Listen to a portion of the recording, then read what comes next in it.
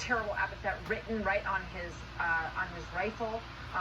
He basically, according to this manifesto, was seeking out an area where a lot of black people lived.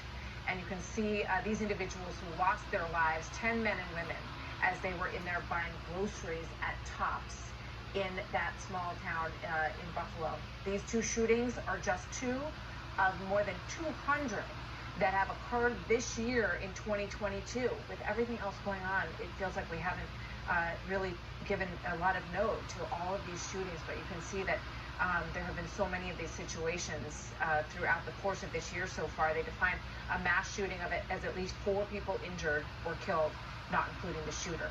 So Nate Foy is on this today, as is Jonathan Hunt, and they're digging into what we're learning now about these still relatively new investigations. Let's begin with Jonathan in Laguna Woods. Hi, Jonathan.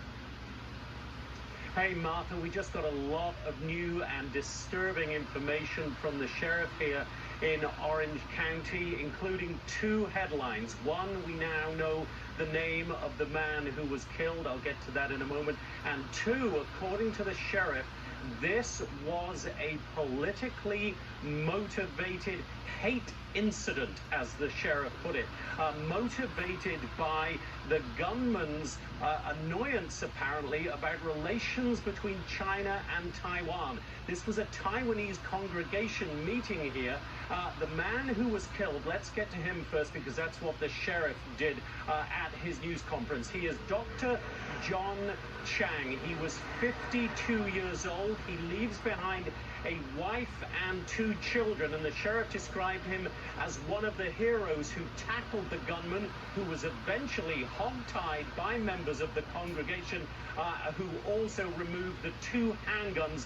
The 68-year-old gunman, who was apparently from Las Vegas, was carrying. Now, he apparently, Martha, tried to shut members of the congregation into the room where they were having lunch, using super glue on the doors as well as other measures before he opened fire. And as I say, the sheriff says this shooting was motivated by political hate. 5 people were also wounded, as well as the 1 man, Dr. John Chang, who was killed. The 5 others have not been named at this point, but they were all Asian, according to the sheriff, and they were all elderly, aged between 66 and 92. But the headlines, the stunning headline from this news conference that is still ongoing right now, Martha, is that this was, according to the sheriff, a politically motivated hate incident. And one of the heroes who tackled the gunman was the man who lost his life, Dr. John Chang, just 52 years old, and as I say, leaves behind, Martha, a wife and 2 children. What a tragedy. And Jonathan, you rightly point out the heroism that unfolded inside this church, and the headline as well, which you have just told us, that the police are going on a theory here that this was fueled by politics, tensions between China and Taiwan, because it was the Irvine Taiwanese Presbyterian Church that this happened at. And in the extraordinary story that the former pastor, Billy Chang, according to reports, hit this individual over the head, Jonathan, and knocked him to the ground, and then the others wrapped him up using an extension cord and took the guns away, correct? Yes, that is all correct. He was, the gunman, initially hit with a chair that was thrown by a member, a former leader of this congregation, as you said, Martha.